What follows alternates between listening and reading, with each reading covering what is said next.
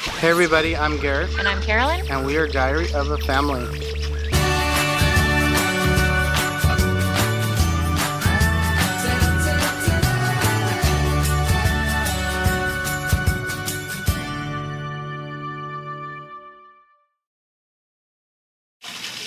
And these bugs are terrible.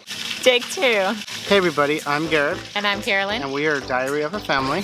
And we are living life intentionally with you.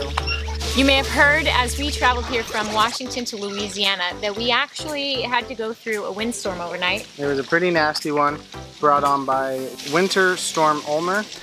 Good morning. Got a few hours of sleep. We got rocked with a massive windstorm last night. I'm gonna need lots of coffee today. When we got in, we got this severe wind warning. And we're like, okay, it was pretty blustery. About 11 o'clock, the wind just started getting worse and worse and worse and worse, to the point where the front end of our trailer was lifting off the ground and thumping down. About 5 a.m. the wind stopped. I mean, it was a national weather forecast warning advisory, high winds up to 65 miles an hour. Of course, we happened to find ourselves in the middle of the Mojave Desert. Yep, nothing to protect you, to slow the wind down. And so we were getting hit by, I'd say 50 to 60 plus mile an hour winds hitting the trailer. A lot faster than that. Hitting us on the broadside. I mean, it was broadsiding the trailer. This windstorm was so large that we didn't sleep much at all. We were quite fearful that our trailer might actually fall over.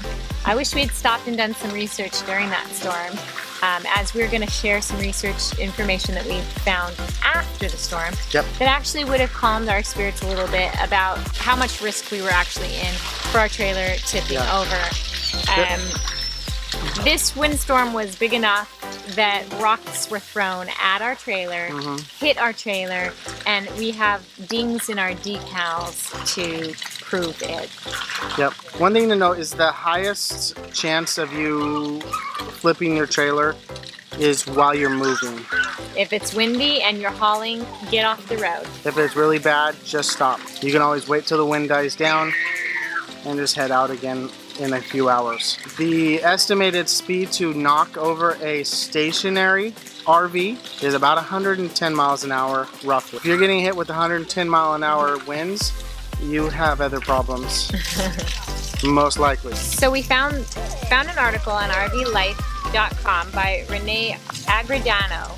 It's called "Can High Winds Flip RVs Parked in a Campground?" And we will link that in the description so you can go take a look at that, the full article itself. Here are 6 tips that this article gives you to be more stable in a windstorm and keep you safe.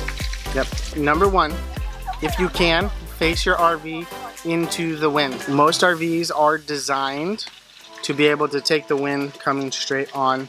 That'll help reduce the chance of trailer flipping. Number 2, retract your patio awnings. I think this is the first thing we think about because they start flapping even in small gusts, and they're making a lot of noise. Yeah, you can damage your awnings just by having a couple big wind gusts. Don't take any chances. And number 3, and it was one of the ones that we actually did, is stay hitched to your tow vehicle. And we stayed hitched because we were planning to move out of that RV park pretty darn quick early in the morning. Our plan was to hit the road by 6 a.m., which ended up not happening because we didn't fall asleep until probably like 4 a.m. But keeping your rig hitched up to your trailer just adds that much more weight holding your trailer down. And most tow vehicles are going to be another 6,000 to 8,000 pounds holding the front down. Number 4. If your RV has airbags, let the air out of the bags. That way your vehicle has more contact with the ground.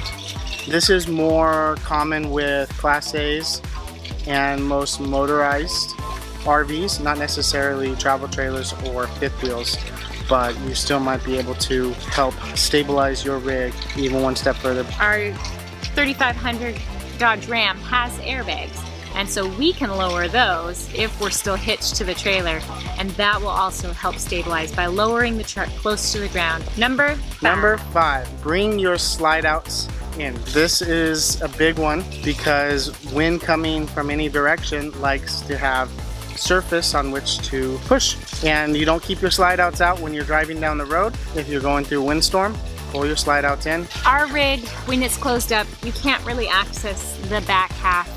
You can get to the refrigerator, the front bathroom, and our bedroom, and that's about it. So we had all 3 kids camped out on our queen size bed with us, which means, again, not much sleep. Another reason to bring your slides in is if you have slide toppers. Now we do not, but a lot of rigs do.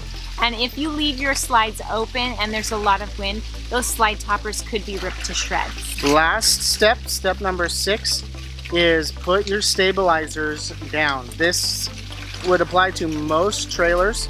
You have either the stabilizer jacks or like an auto leveling system. Put those down because that also provides another layer of stability, more contact with the earth. This one we were not able to figure out for that windstorm that we experienced. We do have an auto leveling system, but that evening prior to the windstorm, I was not able to figure out how to get them down manually. There is a way to do it. Just check out your rig and see if you can figure out while you're hitched how to put down those leveling jacks manually.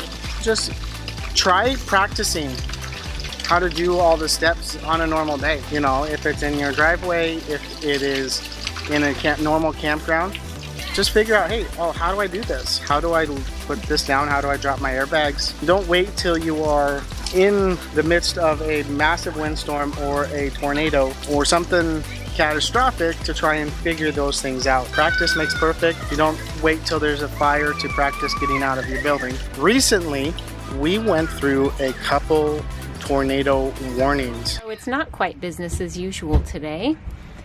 We've been under a storm warning here in northern Louisiana, and now this afternoon we are also under a tornado watch. But that's been quite interesting. One of the biggest concerns I had as we decided to make this full-time lifestyle was being in states where the weather put us in danger, because that's something that you don't have very much say over. So tornado watch take 2. We are right in the path of a tornado warning. It is probably 30-mile-an-hour winds outside and lightning and thunder.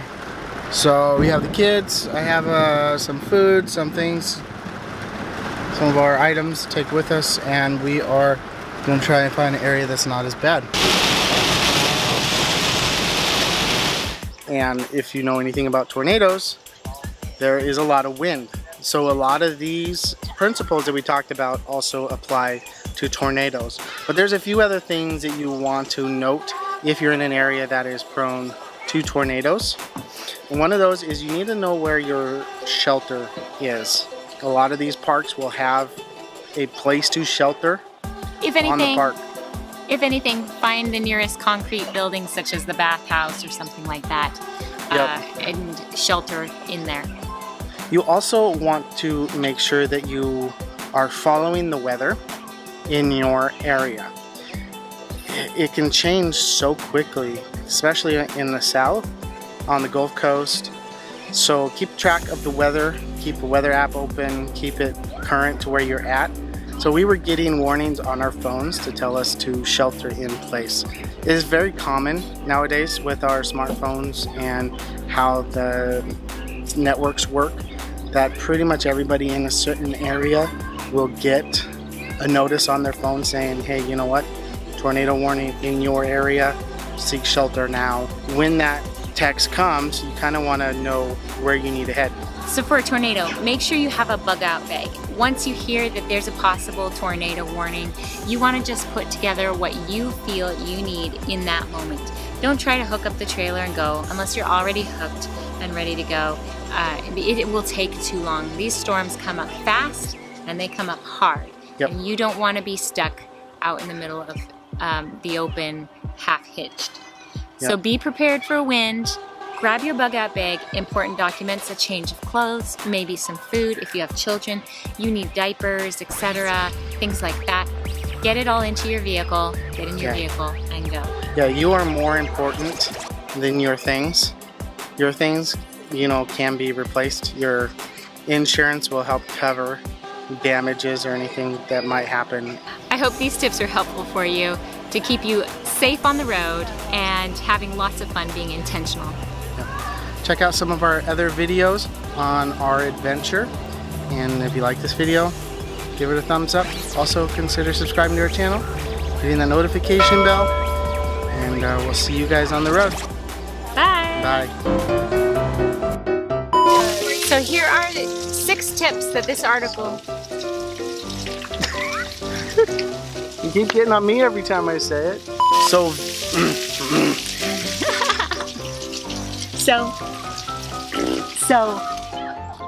we were getting notices on our phones telling us that we needed to shelter in place. There's some bugs.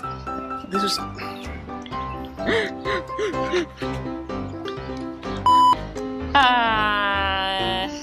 outro. Outro. Move your big foot.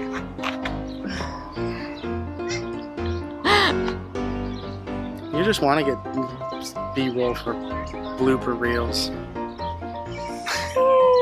I haven't said anything stupid, so I'm doing mean things to you. Your foot was in the way. I couldn't get back in the shop. I got glowing beards. I don't know. You have a glowing beard. It's glowing.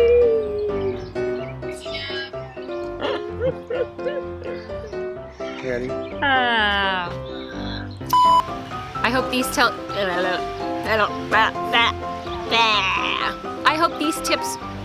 Stop sticking your tongue out. I was sticking it out. Bug. Bugs.